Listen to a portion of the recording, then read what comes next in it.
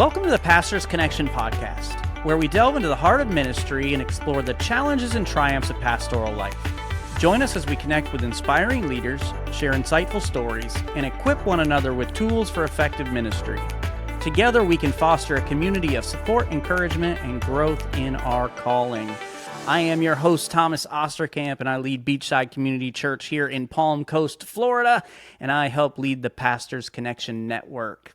Today's episode is brought to you by Family Meeting. Family Meeting exists to help you have the meaningful relationships that you desire in your marriage and family. Along with the podcast, Thomas and Lysander offer books, devotionals, as well as speaking at marriage retreats and conferences, providing real practical help for ministry families. Contact them at info@familymeeting.org to help the marriages and families in your church grow stronger today. Today's episode, I think we're going to have a lot of fun. We have here with us Dylan Novak. He is the youth pastor at Hennard's Chapel Baptist Church in Rogersville, Tennessee. Dylan, thank you so much for joining us today on the show. Oh, thank you for having me, Thomas. Yeah, I'm looking forward. I think this is going to be a unique and interesting conversation. We're going to be talking about reaching celebrities with the gospel. Before we do that, Dylan, would you just share a little bit about your family with us? Absolutely. So I've been married for 5 years. Met my wife 7 years ago in Florida, actually. Awesome. I don't know if you're familiar with Plant City. Yes. It's right in between Orlando, Tampa. That's where she's from. And I got brought down to her church to speak to the college ministry for a week and at a big conference they had, and met her the last day I was there. And just the 15 minutes we talked just sparked a huge conversation, sparked I don't know, I guess a fire in our Yeah. hearts for each other. And I did the very millennial thing of sliding in the DMs when I got home. And Nice. I was like, I've never really done this before, but you're in Florida. I have no choice. And we talked, and I eventually, through the ministry, again, that's what brought me down to the church to speak. There was an event in Orlando. So I used that as like a cover to be like, hey, I'm coming back to Florida. While Excellent. I'm there, would you like to go on a date? And that just started everything. We were long distance for 2 years. It was terrible. Yeah. I'm very grateful to our Sunday school teachers for allowing each of us to crash whenever we would come up and down to visit. Allegiant for being so cheap to fly Yeah. up and down. And so we got married in 2020, COVID. That was fun. Oh, yeah. And then a few months after our wedding, we found out we were expecting our first child, Eternity, who was almost born on our anniversary. And she is 4 years old now. And then we also have a little boy who, depending when this podcast comes out, may be one. As at the Okay. time of this recording, he's a week and a half away from his birthday. And they are just so sweet. We are so grateful for them. Of course, Jack, not even being a year old yet, we're just now starting to see his personality. But Yeah. Eternity just has the sweetest, softest heart, and she gets so excited to go to these events and to tell people about Jesus. She always says, "I want to give them the Bible gift." And just Nice. recently, at some of these conventions, because conventions are one of the biggest ways we get to these celebrities to share the gospel with them. She just wants a stack of tracts to hand out to everybody walking by. And she did that all on her own. We didn't prompt her to do that. And when we asked her, why are you doing that? She said, not everybody knows about Jesus, and I want them to know about Jesus. And I was Oh, like, that's man, that is great. just the most beautiful thing. I love that. So, your wife being from Plant City, has she taken you to Strawberry Festival yet? Oh, of course. Yeah. There's still a part of me at the Strawberry Festival because, again, how far are you from Plant City? Just curious. Probably an hour and a half, 2 hours, Oh, depending. that's not bad. Yeah, so they do the concerts and stuff there. So of Yep. course, my mind is like, oh, opportunity to do ministry. That's one of the worst places to try to meet a celebrity. It has aged me so much. Not that we've had some success. We have had some success, but overall, I'm just like, this is trash. I hate Yeah. it. And of course, she just the other day was like, I wonder who's going to be at the Strawberry Festival this coming year. I'm like, yeah, I can't wait to see who's going to stress me out and tick me off that I can't get near. Yeah.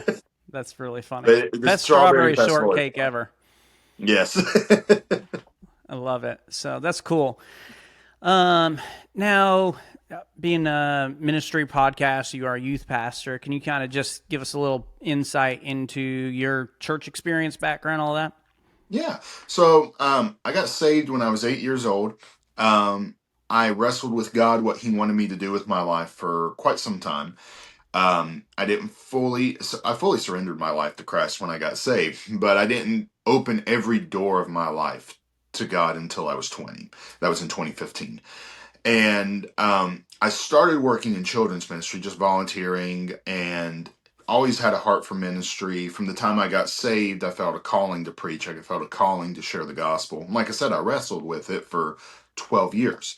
Mm. Um, because I wanted to do my own thing. I wanted to be a drummer, contemporary Christian drummer, whatever that may be. But of course, you and I both know God's plan and design for our life is way better than anything we could ever imagine. Oh We yeah. just have to stop and go, well, if I can trust God to give me the air that I breathe, can I trust Him with my life and what I'm going to Hmm. do with my life?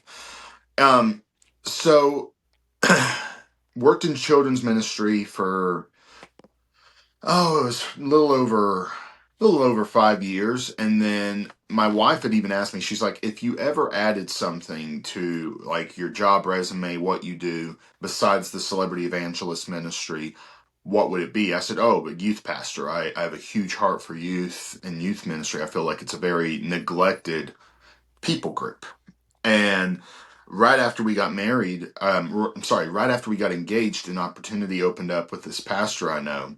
Love him to death, Stevie Rogers, and he, not Captain America, Steve Rogers, Yeah. but with the job opportunity to, hey, this is a position we're looking to fill. Would you be interested?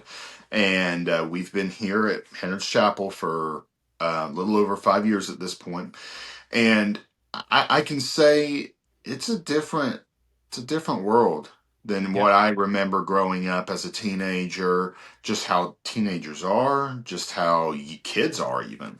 Yeah. Um, it's a very godless generation. I go and do a Bible study every week at the school, and it's one of the emptiest places I've ever been. It's so sad. When we started youth ministry here, there were 3 kids in the youth group, Mm. and the right now we have between youth and teenagers we have anywhere from 40 to 50 every Wednesday.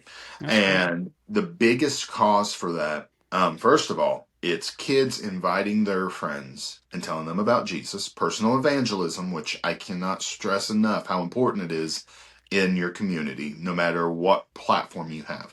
Yeah. Also, we have a great van ministry. Van ministry is something I have a huge passion for. I've done that since I was in Virginia at my old church. And then when I moved down here, we started the van ministry here. We have 3 vans that run every Wednesday, and they're almost always Great. full to the brim. And it's just so interesting.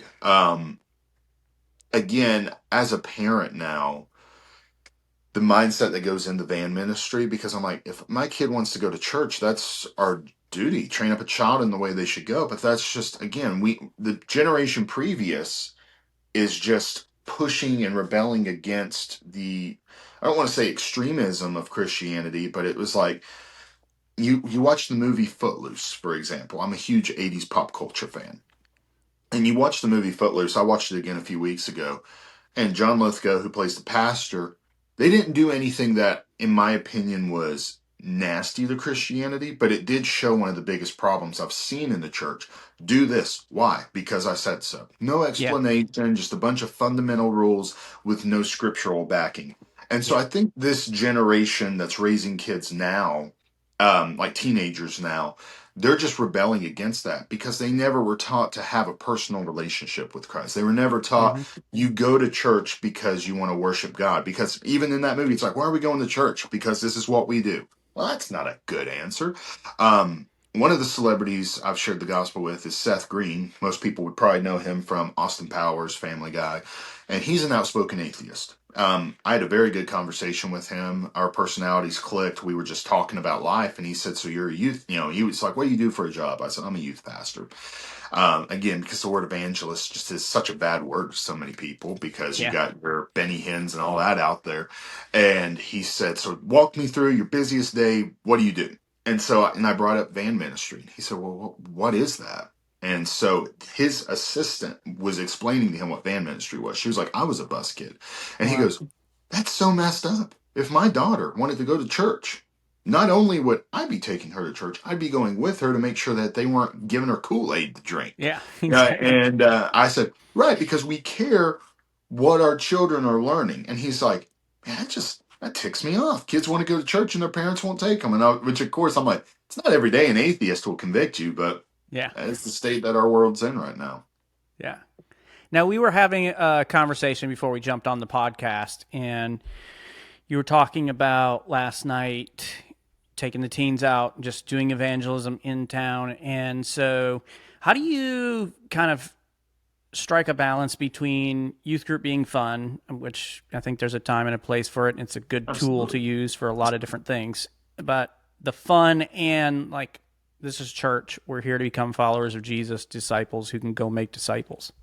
Right. Yeah, I've seen a lot of youth groups.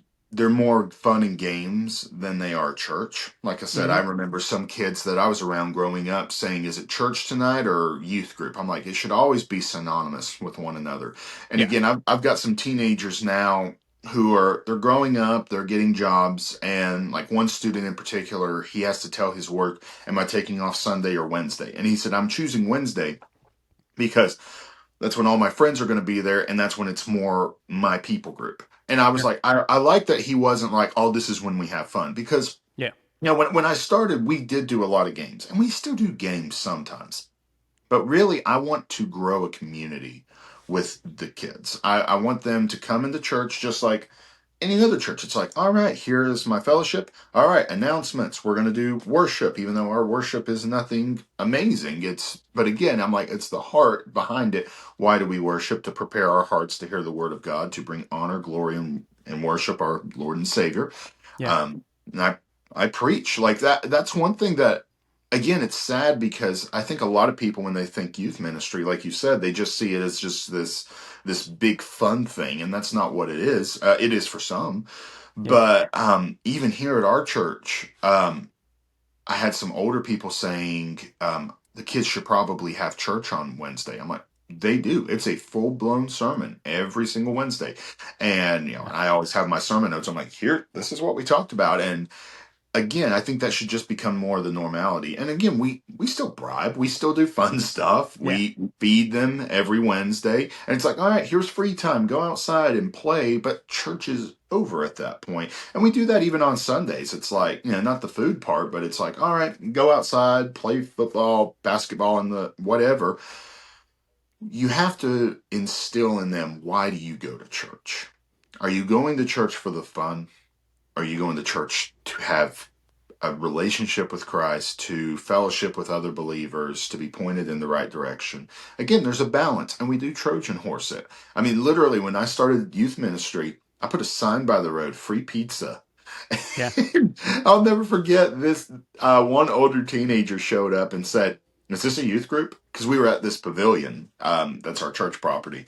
I said, yes. And I said, how'd you know? And he said, free pizza. And I was like, yeah. But it's, you just got to find that fine balance of what is your youth group more recognized as? The fun, we're playing games and doing this, or are we going to church? Yeah. So, and like even last night, I just sprung it on the kids. I walked in, they're all sitting there. I was like, all right, guys, so tonight's not what you thought it was going to be. And this one kid in particular just goes, no. he, he knew. I said, so we're splitting up 3 groups. If you're introverted, find an extrovert. Extroverts, find an introverted buddy. If you are not saved, do not try to be a chameleon. Do not try, again, I know there's Yeah. a couple kids I have who aren't saved. And I said, just listen. And maybe this will convince you, because if we don't evangelize, we will fossilize. That's Greg Laurie Yeah. for you. Yeah. And I said, you have to be ready and getting willing to just go into your own communities. And this is one thing that I've really been stressing a lot in both sermons to the youth, on Facebook with my ministry. What are you doing that's preventing you from sharing the gospel? What is your roadblock? Because a lot of people, the biggest excuses I've heard, and you feel free to weigh in on this, I don't know enough. Yeah. Okay, Totally. here's my argument to that. How did you get saved? Can you Yep. tell me how you accepted Christ? If you can, you have the information to tell somebody else about Jesus. If you can't tell me, we should probably be having a different conversation. So that's kind of where I stand with that. Yeah, and that's kind of what I believe as well. And we're right now at our church here at Beachside. This coming Sunday, we're going to be finishing up a series on Acts 1 and talking about, hey, be witnesses. And it's like, well, what was a witness during that time? You tell them what you've seen and what you've heard. Like, what did Right. Jesus do for you? And that's all you have to know. You don't have to go to seminary. You don't have to have a degree. You don't need to know everything in the Exactly. Bible. What he do for you? So I think that's fantastic. I know there are people who would go to one extreme or another and say you shouldn't be having fun at all. It's just church. But it's like Right. Jesus did things to draw people in so that he could have spiritual conversations with them. You know, Absolutely. I he mean, fed them, he did miracles, like all the stuff. But the point we was, still and this do is it what it with ought to be, adults. Yeah. yeah, fun with a purpose. So, Dylan, as we get into the conversation we're going to have today, I don't exactly remember when I found out about you. I had heard social media through the grapevine or something that there was somebody who was witnessing to celebrities, and I thought, man, that's kind of cool. Like the Apostle Paul, he tried to get in front of like famous and well known and influential people to give the gospel, which I think is fantastic and similar to what you're doing. But it was when Ozzy died that I really became familiar with you and kind of what you're doing, known as a celebrity evangelist. What first stirred your heart to focus on sharing the gospel with well known people? So when I was 13, big superhero pop culture nerd, I still am. I got to go to a Comic Con. And at that Comic Con, there were a bunch of older celebrities going to be there. Lou Ferrigno, who played the Hulk. Mm-hmm. Larry Thomas, the soup Nazi from Seinfeld. And then one of them was Margot Kidder, who played Lois Lane in the Superman movies. And I came across an interview because I was just getting excited. I'm watching anything I can of these people. Like, I'm going to get to shake their hand. Yeah. And, just a kid. I'm over the moon because in my eyes, it's just that's Lois Lane. Yeah. Came across an interview of her after she did the movie called The Tribulation, and she said that she was an atheist. Mm. And I remember it felt like I'd been punched in the gut because that's when reality hit me at 13. I guess you could say it was a spiritual awakening. She's a soul, just like you, just like me, on her Yeah. way to heaven or hell. And she was on her way to hell because she didn't know Christ as her personal Lord and Savior. So I prayed, God, please send somebody to tell her about Jesus before it's eternally too late. And God really convicted me, laid it on my heart. What about you? You're going to be right in front of her. Why not you? So after playing Jonah for a couple days, I got some tracks from my church, just the little gospel pamphlets, Yeah. not the scary cartoons, the normal ones, Yeah. and took them to the event. Just gave them out to everybody. Everybody was receptive, including Margot, and I got a chance to follow up with Margot years later in more intentional way. But that's kind of how the ministry was for the longest time. It was just I was going after I was going to Comic Cons of who I wanted to meet. I would loosely research what they believed so I would be mentally prepared. I didn't want to be caught off guard if somebody was like, I hate Christianity. And I'm like, oh, okay. Sure. Sure. Um, and then, I'm going, like, my first concert was Weird Al. That should explain a lot about my personality. I like Um, Weird Al. I love Weird Al. I'm telling you, someone who does not like him, I'm like, go see him in concert. You will not only see how musically talented he is, you'll just see how good, clean fun it is. It truly is the best. Some of Um, his song renditions are better than the originals. his career has outlived most of the people he parodied. He's Yeah. playing amphitheaters this summer. That's crazy. But Yeah. he's always been fan friendly. He's a very introverted guy, but he's sweet. And again, I went to that concert and I took tracks with me and gave them to his band, gave them to him. And so in 2015, though, I had James Taylor was coming and doing a concert nearby. And a very godly man at my church asked me if I was going to go give any material to James. And I said, no. And he said, really? Why not? The answer was it was going to take too much work. I was like, that's going to just be too much. Yeah, because it's not, again, this year especially has been deceiving for people because they're like, oh, you go to these Comic Cons and that's it. No, we do stuff on the street where we're waiting hours at a back door. There's just not been that many opportunities this year Mm-hmm. because nobody's touring, nobody's doing anything right now with nobody's buying tickets. Yeah. And I thank God for these Comic Cons because that's what's kept the ministry really afloat this year. But so I was like, it's going to take hours. It's going to take this work. I don't really care. I'm not that big enough of a fan of James to put in that work.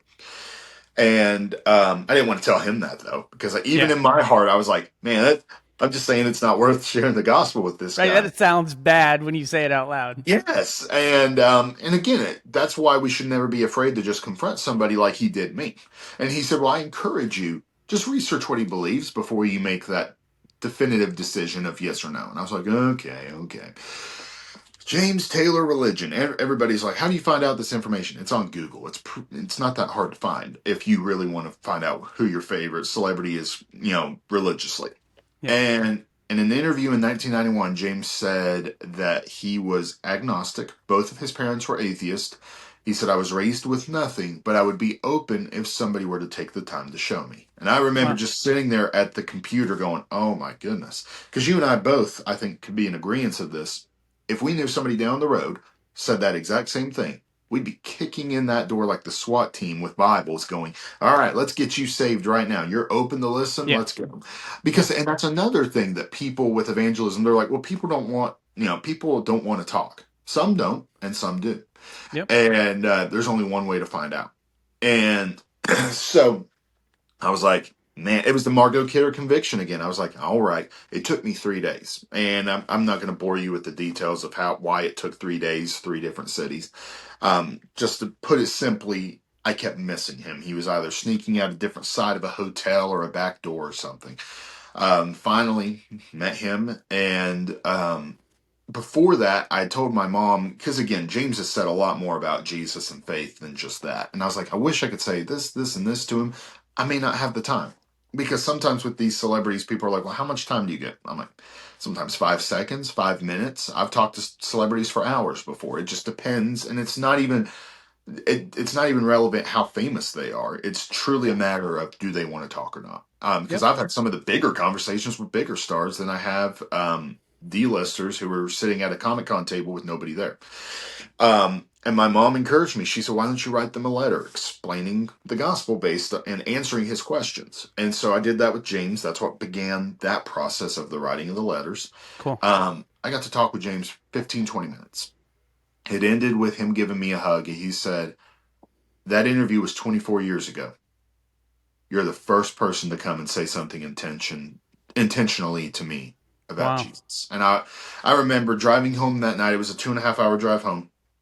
Greatest joy in my heart. I was so happy, but also I was like, how many other people are out there like that? This Yeah. is It's a kind man of who sad when you literally, think about it. 24 right, years and nobody. Yeah. right. And that, I'm like, that just showed what an unreached people group this is. It's a forgotten mission field. So Yeah. that was the night, July of 2015. I was like, all right, God, whatever you want me to do, I will do it. If you want me to be a stalker for Jesus, I will do that. And I prayed and just asked two things. I said, again, not that I was saying you must do these gods, but in God, but it was these things would really mentally help me as a believer. And I thank God for answering them. Number one, I said, please, first of all, open doors. I'm in Southwest Virginia, God. Yeah. It's not Los Angeles or New York. Second of all, please show me I'm not wasting my time. Because that was one pushback, and I still get that pushback from people sometimes. They're like, you really think these people read that? Some don't. Some Yeah. do. Yep. Isn't one soul worth it all? It's the same. I was really encouraged. There's a great voice actor. I'm forgetting his last name. His first name's Andy. I think it's Andy Field. He does Nightmare at Freddy's. No, Five Nights at Freddy's. That's what he is. Yeah. And he's a Christian. He follows the ministry. And he was saying, never be discouraged when it looks like nobody is receptive. Because he said, I'm from Louisiana. My church and I, we go to Mardi Gras every year, hand out tracts. We know how many thousands of tracts we have. And he said, at the end of the night, he said, the entire street is littered with the tracts that we've handed out. And he said, in the first year I did it, I was like, Pastor, why are we doing this? Nobody's listening to us. We're out all hours of the night. We've been yelled at, cussed at, spit on.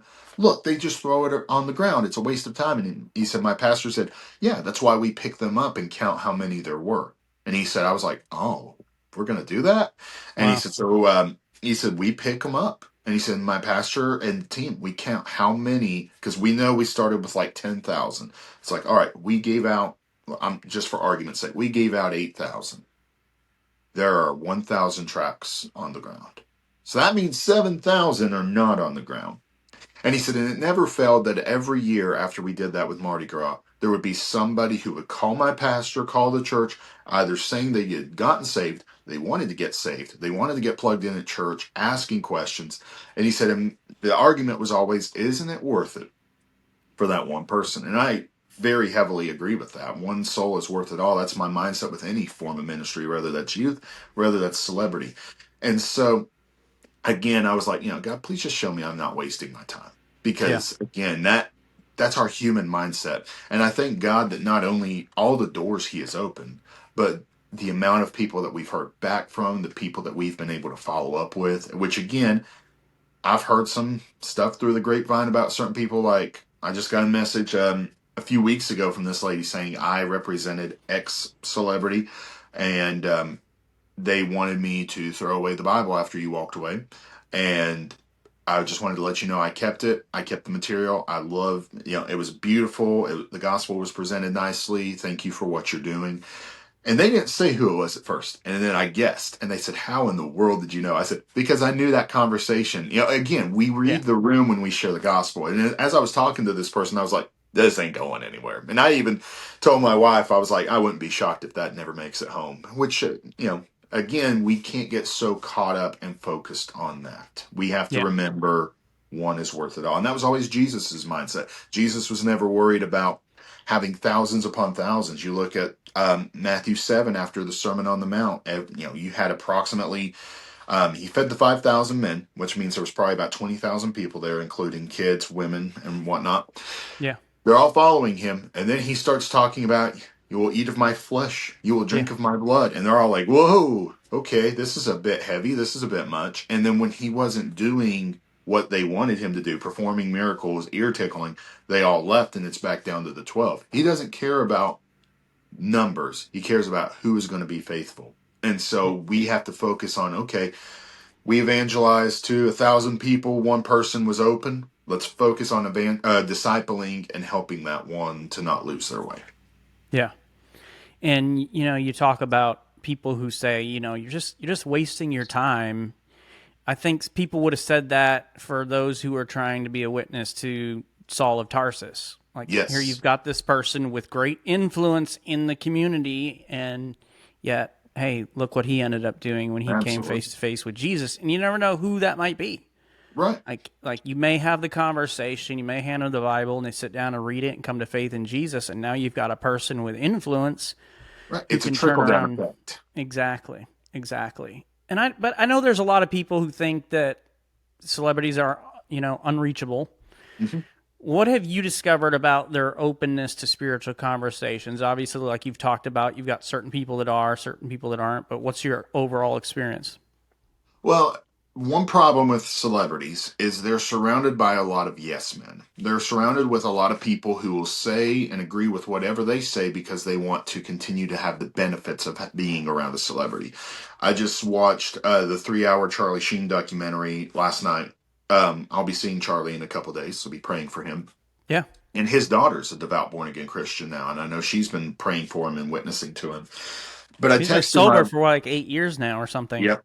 Yeah. And my wife had to leave the room. Jack was waking up, and I texted her at one point. I said, "These people around him are just pure evil." Yeah. Like I truly think the only people during his crash out, the winning and Tiger Blood and all that, the only people around him that really genuinely loved him or were trying to help him was John Cryer, Denise Richards, and Martin Sheen, his dad. All Hmm. of them were actually trying to help him, and everybody else around him. Like there's video of his friends.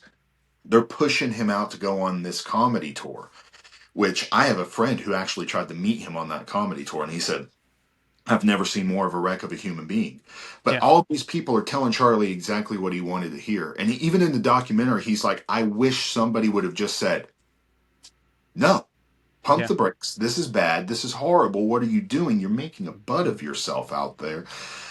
And so that is really one of the saddest things I've seen in Hollywood. Even so much at this one convention, Del Bosio, she was in a band in the '80s called Missing Persons, and she wanted to keep talking about Jesus the whole time. Her daughter kept going, "Well, we got to keep the line moving to make more money, Mom." And I'm like, Yeah. "What?" And it's just so sad because they're not. The people around these celebrities are not worried about their eternal life. They're worried about the here, the now. What can you do for me?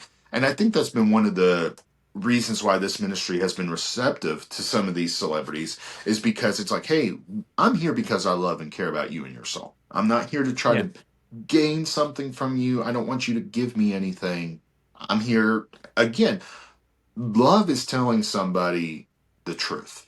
The truth is there is a heaven, there is a hell, and that if we don't know Jesus Christ as our personal Lord and Savior, we will be separated from God for all eternity in hell. And I don't want that for anybody, and I don't believe any Christian should be fine and comfortable with living their life not telling people that reality. Yeah. So if by loving these people, I'm going to tell them the truth, whether they like it or not. We can say the truth in love, as Ephesians 4 says, but we have to be very careful.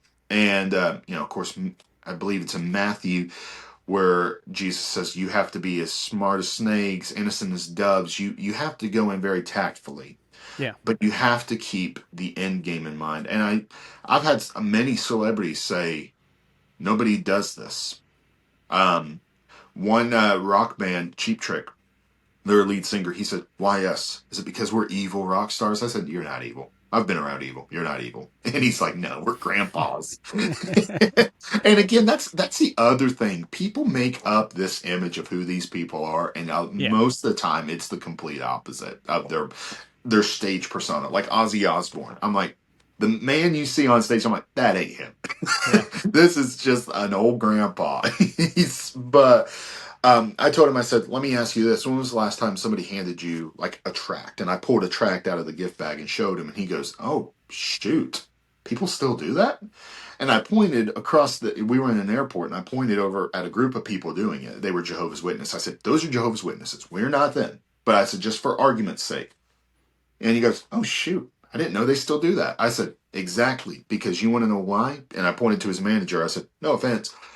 She prevents people from coming up to you just randomly." I said, Yeah. "I was able to get up to you because I'm holding your album and I'm like, hey, could I get an autograph?" That breaks the wall. You come over and I'm like, "Hey, the real reason I came to meet you, I love and care about you and your soul. Here you go." Yeah. And he goes, "That is a great approach." And he said, "I'm telling you right now, nobody else is doing this." And I know there are some people that, go to sports games and hand out tracts and stuff. And I just yesterday was introduced that there's a Bible study starting at Warner Brothers lots. And it's kind of a secret underground, like they're not overly advertising it because again, they don't want to exploit celebrities. And that's something I Right. try to be very careful about on social media because I want people praying for these people, but I'm also not going to post intimate conversations. Right. Like, again, some posts almost seem repetitive where it's like, here's this person, here's what they believe if they have a public statement of faith. They were receptive. Please be praying for them. And it's like, Yeah. so what happened? I'm like, well, sometimes it's, like I'm not going to, there's this one person who I just saw a few weeks ago at a comedy club. We had a very sweet conversation at the stage door, and about 30 minutes later, my phone's ringing, and it was this person. And they said, "Can I just tell you my whole life story? Because I'm just going to trust that you're not going to go tell the tabloids everything where I am spiritually." I was like, Yeah. "Absolutely." We talked on the phone for almost an hour, and this person was telling me, "I got saved a year and a half ago. I'm really struggling. The entertainment world, it's a very scary place to be a Christian. But after he said, no pun intended, Charlie Kirk was really the turning point with my life where I'm like, I want nothing to do with this world. Mm. I just want Jesus." And again, people just need to be praying for these people. We can't just assume, okay, they're all in the same category because they're not. Yeah. There is evil in Hollywood, but a lot of times it's not necessarily these public figures. Yep. It's the producers, it's the people behind the scenes. It's not to sound corny and cliche, but follow the money. That's usually where the evil is. Well, and you've had celebrities a lot like King Solomon who are like, "Hey, I've got all the money, I've had all the experiences and all the stuff, and I found out how empty it is."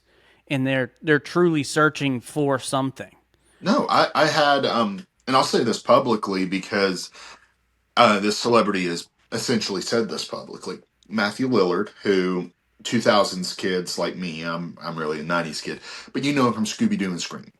Hmm. And he said, "I'm so glad you're meeting me now, and you didn't meet me when I was younger and at the height of my fame."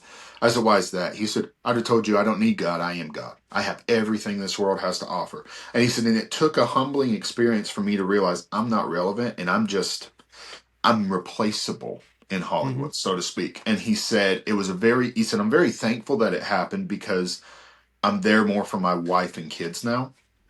And he said, "But I now realize there's got to be more to life than this. It's not just the here and the now." And, again, a lot of people, they'll look at my page and it'll be like, you'll see somebody, an A-lister, so to speak, like Ozzy, and then you got a bunch of, I don't want to say randos, but people who aren't really relevant. I had somebody message me the other day, "When are you going to post another celebrity?" I'm like, these are people in the entertainment world. Like, you're kind of missing the point of this ministry. I'm not Yeah. just going and being like, "All right, where's the big names? All right, Yeah. bye." Exactly. Yeah. And then some people are like, "Well, why don't you go after the younger generation?" And I do sometimes. When the opportunity is there, I've seen Shawn Mendes. I've seen Cardi B. That didn't go well. But that's another story for another day. But I'm like, sometimes, especially when it comes to fame, people need to come to the realization that all of this is just temporary and it's still going to leave you empty. The Jim Carrey quote that I love: "I wish everybody could be rich and famous for one day so that they realize that's not what true happiness is. They're going to be the Yeah. saddest people." And this person I talked to outside of a comedy club, he said the same thing. He's not A-lister anymore. He was at one point, but he said, "Everybody around me, like all my friends who are in the industry, at one point we were like, we're on top of the world, we're untouchable, and now we're like, we're broken, we're Yeah. miserable." And he said, "You got to go out and you've got to perform with a big smile." He said, The people you see on the red carpet are not the people that we actually are," which, of course, I've seen that. My wife and I, we were sitting backstage at this Comic Con last December, and Cole Sprouse was coming in, and the people it's a long story why we were backstage when he arrived, but he had been on canceled flights. He'd had a really rough day, and we knew all the behind the scenes. He comes in and just beyond human. He's just like, "Oh my gosh," and he's just venting to his manager like, "I'm so freaking done." And he looks at us and he thinks at first that we're with the convention. And I was like, "How you doing, man?" And he's like, "Dude, you won't believe the crappy day I had." And but then when he realized we were fans, we saw the light switch. I mean, it was honestly eerie because he's like, "Oh, hi." I was like, "We're not on Disney Channel anymore, Cole. No, just," and Yeah. I was like, "Be real." But it's, again, they're in such a place where it's like, I got to perform at all Yeah. times. And it's exhausting because you're under the stress of you have to be this, I don't want to say beacon of hope, but it's like you're there for people's entertainment to make them smile, to make them happy. It's the clown effect. Yeah. You see it especially with comedians, and it's like, man, there's got to be more to life than this. Yeah, and part of it is they also they don't know who they can actually trust. Like you Yes. said, to not tell the intimate details. And that's one thing I do appreciate about you is you're not trying to use celebrity to gain celebrity. You could easily do that with some of the information and conversations that you have, and I do appreciate that that's not the focus of what you're trying to do. You're trying to truly reach people for Jesus. Um, so, what's maybe like one of the most memorable encounters you've had with a celebrity, just talking about faith that you can share with us? Oh, I always go back to Jerry Lee Lewis. Jerry was, if you look from a spiritual resume perspective, and I try to do this with people, I'm like, do a spiritual checkup on yourself. What are you trusting in? If somebody were to ask you, "Why are you a Christian? Why are you going to get to heaven?" It's good for us to just constantly check ourselves. What are we trusting in? And if you look at Jerry from a worldly perspective, grew up in church, very religious family members. Jimmy Swaggart was his cousin. Yeah. Regardless of how you feel about Jimmy, that was still somebody in ministry. He went to Bible college, played in churches. So it looks like he's got it all together. In Mm-hmm. 2015 with The Guardian, he does an interview where he said, I wake up every night worried I'm going to wake up in hell. Mm. And again, that tells you right there, this is somebody who does not know Jesus Christ. I had the opportunity to talk to him in 2019, and it ended up being after his final concert. We didn't know at the time it was his final concert. And again, God just opened some crazy doors how that all happened. We were in an airport terminal, and I knew he was coming. And he saw one of the tracks that was on top. It said how to make sure you're going to heaven. And he showed his wife. He said he knew exactly what I needed. And then that just opened the door. Mr. Lewis, you can accept Jesus Christ right here. It doesn't matter we're in the Greenville, South Carolina terminal. And just full blown gospel conversation. And he admitted, he said, I really wish I could keep talking to you. I'm afraid I'm going to miss my flight, which truly it's an act of God. He didn't miss his flight, I think. And I said, my contact info's in there. Feel free to contact me at any time. And what I put in the letter is I will not repeat, share anything you say or ask in confidence. Like, there's certain things like, somebody will see, like Tom Wilson from Back to the Future wrote me a letter. And there was nothing that he said in that letter was confidential. And I was like, this is encouraging. This Yep. shows where he stands spiritually. I will share this. But I'm like, if somebody's at like this individual that I saw at the stage door, I'm like, okay, that's obviously very confidential. None of that will ever be shared. And so a week later, I got a letter in the mail from Jerry saying that he had accepted Jesus as his personal Lord and Savior. And Mm. my jadedness, just because I don't trust anyone really, he gave me his autograph at the airport, and I got the letter, and I was just comparing. I was like, yeah, it's the same handwriting. Yeah. But and then he even went as far as posting on Facebook. He's like, I have some great news to share with everybody. I'm going to be making a gospel record. He ended up having a stroke that week, and he got a few Mm. songs done. He lived a few years in assisted living before he passed away. But again, that just shows when somebody gets saved, they want to tell everybody. And Yeah. again, my prayer is that celebrities, as they accept Christ, they will get bolder in their faith, and we will see people listen to them before they listen to you or I. Because again, one person this is derailing from the question, the Cardi B story. That Yeah. long story short, she reluctantly took the gift. I don't think she even knew what it was. It was a very chaotic situation. And she handed it up, like she grabbed it from me, immediately handed it to her bodyguard. And I'm jaded because I've seen the world. And I'm kind of watching from a distance as they're walking away. And as soon as they thought they were out of where people could see, he threw it in the garbage, the bodyguard. Mm-hmm. I went to the trash can and I fished it out because I was like, obviously the gift bag's trash, but the material isn't. Yeah. And I share that story because again, one thing that's frustrating a lot is you get people who come to churches and they'll try to encourage you to share the gospel and they'll never tell you the bad.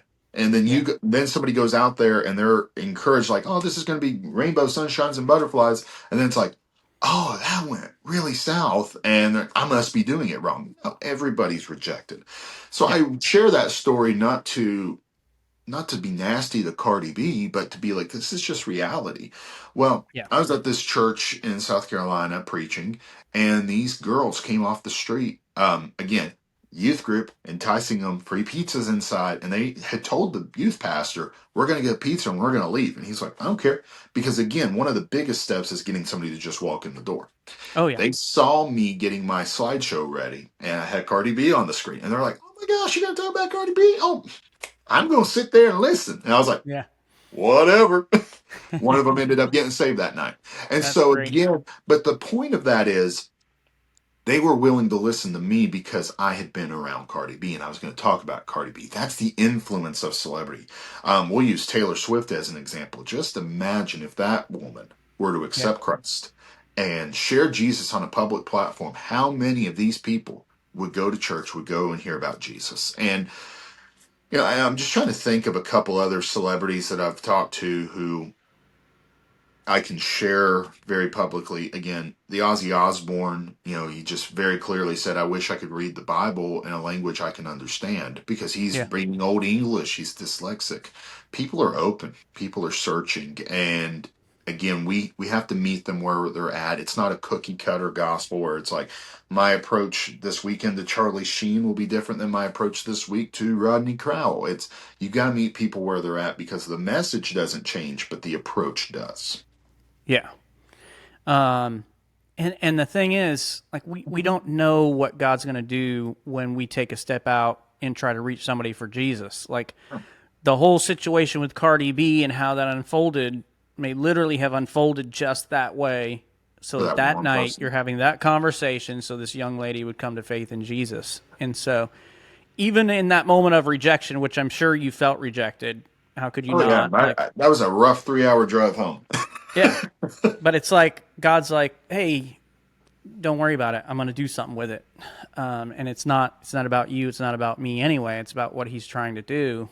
Um, so you've talked a little bit about kind of some of the things that you do to get ready and some of the things that you hand out.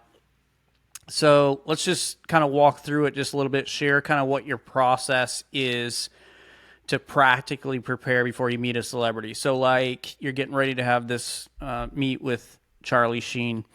What's the process that you go and get ready for that conversation? So one thing I love to do, if it's available, if they have a book out, I try to read the book as much as I can, because a lot of times people will talk about their faith in their autobiographies. Charlie just wrote an autobiography that just came out, but the documentary I felt was much, I was like, I think it's more important to watch 3 hours of him talking.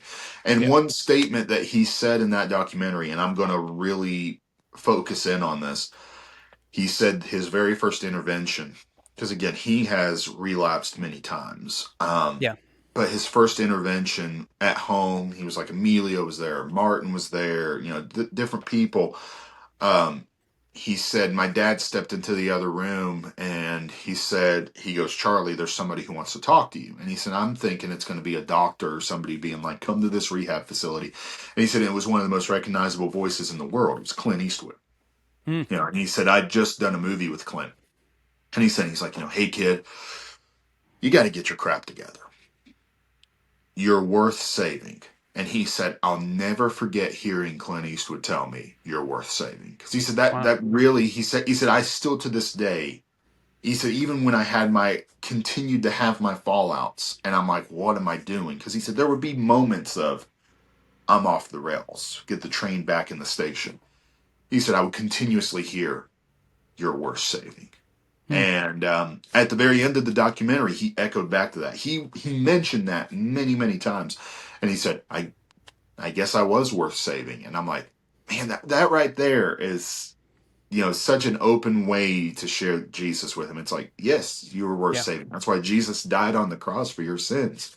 Um, and again, I try to also just look into people's history. Like I posted on Instagram yesterday, Jeffrey Jones, and most people would know him from Ferris Bueller's Day Off or Beetlejuice. He's got I'm not even going to talk about it here. Just Google his name. You will see a lot of criminal accusations and stuff against him, some really perverted, messed up stuff. Yeah. And that was back in June when I met him, and I just posted it. And I'm so impressed by people on social media, on my page, because I was like, I'm ready for the nastiest comments. Oh, yeah. This Because people are person, horrible online. oh my gosh. Yeah, we've seen that in the last 2 weeks more than Yeah. ever. But I was very impressed. They're like, Jesus died for him the same way he died for my sins. I'm like, there it Wow. is. Yeah. And that was one thing I told Jeffrey. He said, I can't believe somebody still cares about my soul. And I was like, yes, I'm no better than you. God sees us of one of two ways: guilty, not guilty, saved, not Yep. saved. Yep. And so again, I try to go into preparation. Where could they be coming from mentally? Like, are they feeling like I'm going to attack them? Do I need to go about this a certain way? Um, Again, when I witnessed to Dave Grohl from the Foo Fighters, he had just had a very public spat with the Westboro Baptist Church. So my opening line to him was, "Hey, just want to let you know, not with the Westboro Baptist Church. They're crazy." I'm just like, let's establish that up front.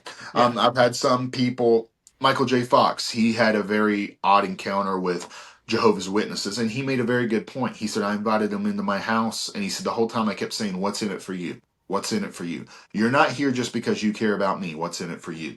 And then they eventually started telling me about the 144,000. I'm like, okay, there it is. You don't care about me. You care about yourself.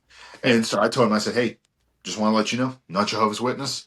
There's not a number of how many people can get to heaven. It's by grace we are saved through faith, not of our own works, so that no one can boast. Not Jehovah's Witness. I had Jehovah's Witness grandparents. I'm so sorry you had to deal with that. I just wanted to separate that in what I'm doing. So I think that's always a big, like I said, just to know the person you're going for. And again, we Yeah. can't know that when we go up to somebody in the grocery store, but I try to use the tools and the means that I have to be able to do that with this celebrity ministry. So apart from that, like I said, obviously, where do they stand spiritually? If they're agnostic or something of that nature, I love Lee Strobel's material. There's like Rodney Crowell this week, and he's doing an album signing. He said, haven't in a recent song, he said, I haven't found Jesus yet, but I'm not saying I won't someday. And then in an interview about that song, he was saying, the Jesus I've been introduced to is just hateful. And I'm like, okay, well, obviously you've been introduced to nothing but fundamentalist and legalisticness. Even though Yeah. I'm like, your ex-father-in-law was Johnny Cash, but I don't know if that was before or after Johnny got saved. Yeah. Um, and so I am going to give him a copy of Jefferson Bethke's book, Jesus is Greater Than Religion. That was one of the best books that helped me as a teenager differentiate between following religion and following Jesus. And that's one thing I love about what we've seen with our youth group. I've had a lot of my youth kids, they're wanting to step up, they're wanting to serve. And I'm just a very, I guess you could say I interrogate people. I like to get to the heart matter. I'm like, Yeah. why are you doing what you're doing? And I got the best answer from this one kid. He said, I love Jesus and Jesus loves the church. So I love the church. I'm like, there it is. Because if we teach people to fall in love with the church instead of falling in love with Jesus, they're going to see us fall. Because I Yeah. don't know about you, I'm far from perfect. I Yeah. tell my youth kids, I said, I am the opposite of Rick Astley. I will let you down. I will run Exactly. around. I will desert you. I'm going to eventually hurt your feelings. Do not look to me as your role model. Do not look to me as your savior. I'm not. Paul says, imitate me as I imitate Christ. Meaning, I'm imitating Christ. Why are you imitating me? You also Yeah. need to take Christ. So we want to push Jesus. And, I'll tell people, I'm like, I'm not part of any organized religion. I don't like organized religion. And what I mean by that is, like here we serve the Catholic Church. Why are you doing that? You should be serving Jesus. And then you Yeah. also get that with the Baptist sides, like, oh, the Southern Baptist Convention says this. Well, what does the Bible say? And that's Right. what we always go back to. And so that's some of the main behind the scenes logistics. Just a lot of hours of research, preparation as much as possible to fit the material to be like, hey, this is what you're searching for. So here it is from a biblical standpoint. And then, of course, goes into getting to them. Yeah. So, looking ahead, what's your dream for the celebrity evangelist ministry? How can pastors and churches partner with you to reach more people with the gospel? So we've been doing this for 10 years full time. This year, God has really blessed us, brought a lot of attention to our ministry. Like you were saying, Ozzy Osbourne's what got your attention. And Yeah. again, it's so funny to think how, and that's a sermon within itself. If you're not willing to give up your free will to serve God, God will use you in one way or another. I don't know where Ozzy's soul is. I pray he's in heaven. I have a better feeling Yeah. about him from our conversations than I do a lot of people, which shocks people. But I can't tell you the amount of emails I got from people saying they wanted to know more about Jesus just from Ozzy. Yeah. People That's cool. saying I was pushed away from the church because I was a rock and roll kid. I saw this interview of you talking about Ozzy, made me realize maybe I can, Jesus will still love me if he loved Ozzy. And I'm like, Jesus died for the whole world. Yep. And so, again, that's just been so beautiful to see how God has blessed that. And again, like one person emailed me, they're like, I have questions. I'm not a celebrity, so I hope you can. I'm like, this is a ministry for people. Like, Yeah. it's like, oh, you peon, I don't care about you. Exactly. What's your You normie. filmography? Go away. No, but again, but it's sad that people may feel that way. And I want to Yeah. always stress that's, the ministry is just about reaching souls in general. What we're wanting to see is, as we get more support, we're able to go and do more things. Like this year alone, I haven't even totaled up like the celebrity numbers of it. Um, but I know for a fact this has been our biggest year, and that's simply because of people supporting the ministry. There's this great guy out in Los Angeles. His name's Josh Sazanoff. He has a great ministry called Breaking Truth, and he brought me out to Los Angeles for a week to do a podcast, and then that allowed me to spend an entire week, I mean, all day from sun up to sundown, just going out to Hollywood Boulevard, different events, reaching people that I'd never be able to get over here on the East Coast. Yeah. Some really great gospel conversations. And so, by churches bringing me out to preach at their churches and different things, that also opens up doors. We love sharing the ministry in churches, preaching in churches. If any church or any person wants to get a hold of me, the best way to do that is social media. Instagram and Facebook is where I reply the most, and the user tag is just celebrity evangelist. Um, and just to answer people, no, I'm not the celebrity. It's the name of the ministry. I had somebody email me recently. So that's pretty bold. You're calling yourself a celebrity. I'm like, no, it's the name of the ministry. If I could go back in time, it'd be Celebrity Evangelist Ministry. But we're 10 years deep. It's too late now. Yeah. And you can also email me, celebrityevangelist@yahoo.com. And, whether that's you have questions about salvation, you have questions about the Bible, you want to bring me to your church, youth group, event, whatever that may be, um, or just want to follow the ministry, that's appreciated. Again, the more people we have praying for these people, the Bible says where two or more are gathered in my name, I am there amongst them. And that's been one thing that's truly just been so encouraging, because for the past few years, I would post an A-list star. We'll put it that way. It's like, okay, here's us sharing the gospel with Tom Cruise, 1,000 likes. Here's us Yeah. sharing the gospel with Larry Thomas, the soup Nazi, 20 likes. And I'm like, it's just so interesting to me. It's like, Yeah. so do we not care about Larry's soul? But and I get the algorithm, I get that. But this year we have just had so many people jumping on board. Like I was even saying, Jeffrey Jones, who I was like, I'm ready for some war on this post. And I Yeah. was like, man, the church is doing what the church should do. There was still negative, but I'm like, Sure. everybody, it's like, we got to pray for this guy. And I was like, he got more likes than, yeah, again, it's just priorities seem to be setting it more in place. Another way people can partner with this ministry, we give out Bibles with people's names on the cover. They're embossed on the cover. That's an idea my wife had. I'd done it a few times through the years, and she said, I think everybody should get that. And I said, we just don't have the funds to do that because Yeah. it costs thousands of dollars. And she had the idea. She said, well, put it on your website and allow people to sponsor a Bible. And I was like, okay, that's a good idea. Yeah. And currently, right now, we have a waiting list of over 100 people. Oh, And that's cool. that's incredible. And it's, like I said, that has truly been a turning point in a lot of conversations. Like one conversation we had this summer, it was a lady from the TV show Dallas, and she said, "What if I had rejected this? You have my name on there. There's no going back on that. What would you do?" And I said, "Well, that has happened before. I've had somebody recently reject the Bible that had their name on it, and I said." It's a reminder of what salvation is. Salvation is 100% free. It is just for you. But if you refuse to accept it, you miss out. It's wasted. It Yeah. can't go to anybody else but you. You've just wasted it. And like I said, it's just been such a great conversation starter. It's opened a lot of people up to, I've seen a huge shift in conversations through that. So that's a great way people can partner with the ministry. Also, there's an option, general donations that go towards other material, travel costs, that kind of thing. And the last way, when we go to these conventions, there's always a price to be able to get up to these celebrities. Right. It is not like, oh, you pay admission, you walk in and just get in line. It is, and it depends on the celebrity. Like Charlie Sheen, couple $100 to get up to him. Carmen Electra this weekend, $75 or whatever it may be. And so again, and it's funny, management is, prices have gone up. I'm like, oh wow, this is more than it was a couple years ago. Oh, inflation. I'm like, really? There was an inflation on Sharpies? Interesting. Yeah. But Yeah. I have to hold my sarcasm, but because I'm like, it's ministry, it's ministry, it's ministry. But Yeah.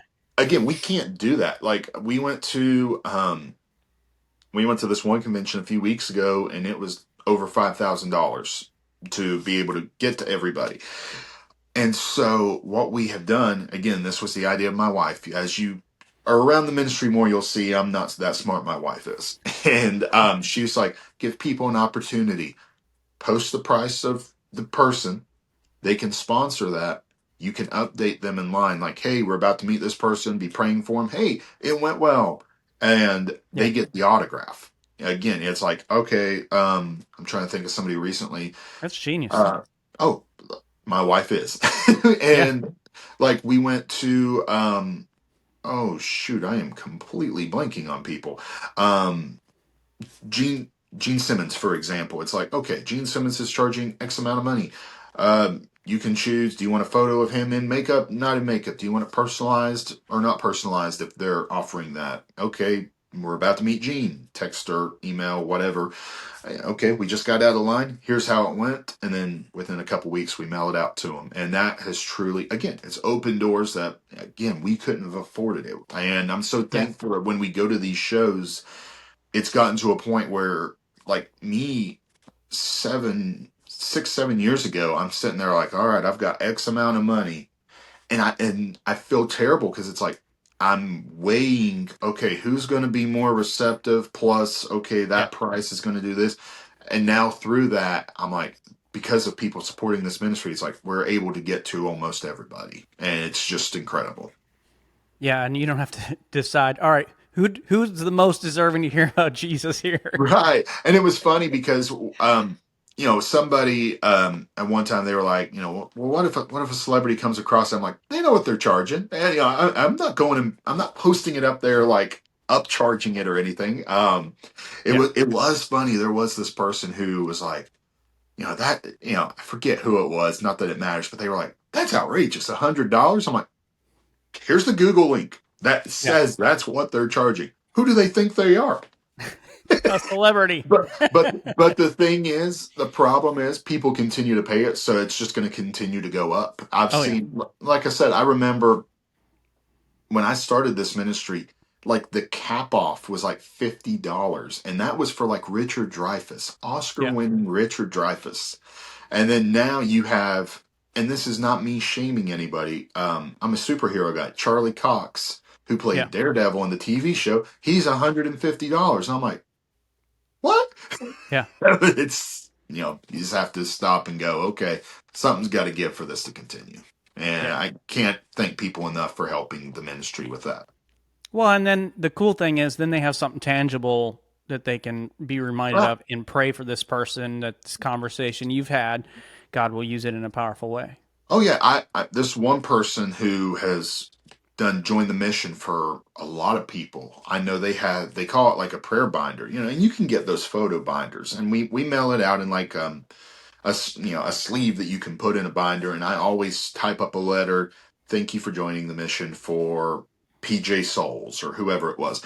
Here's what they said, within reason. Like I said, I don't, Yeah. anything that was confidential, private, I don't. But I'm like, here's how you can pray for them. And that person told me, they were like, I put the autograph here, the letter here. So as I go through it, it's like, okay, that's how I need to remind myself to pray for this person. And I'm like, that is such a beautiful, cool way, because, and I do the same thing. I'll be watching TV or something, or, I'll be like, okay, there's such and such. I need to remember to pray for them, which of course, right now with commercials, Jeff Goldblum's getting a lot of prayers with apartments.com. Yeah. Yeah. Which is so great. So I encourage you who are listening and watching, you have questions, whether it's about what Dylan's doing or just how to have better gospel conversations with the people in your life. You want to help support their ministry and what they're doing. to reach people all over the place with the gospel of Jesus. I can testify he's very open, very accessible, easy to get to. This is literally the first conversation that him and I have ever had, which, Dylan, it goes to show me how God has created and gifted you to do what you're doing, because from the moment we hopped on camera and connected, it was just so easy to have a conversation with you. So do reach out to him. You can reach us here at the Pastors Connection Network by going to pastorsconnectionnetwork.com or finding us on Facebook at Pastors Connection Network. Dylan, thanks so much for taking some time to be with us here today. We sure appreciate you and what you're doing to reach people for Jesus. Hey, thank you so very much again. It was great talking to you. Thank you for joining us on the Pastors Connection podcast. May you be inspired and equipped to lead with grace and purpose until we meet again.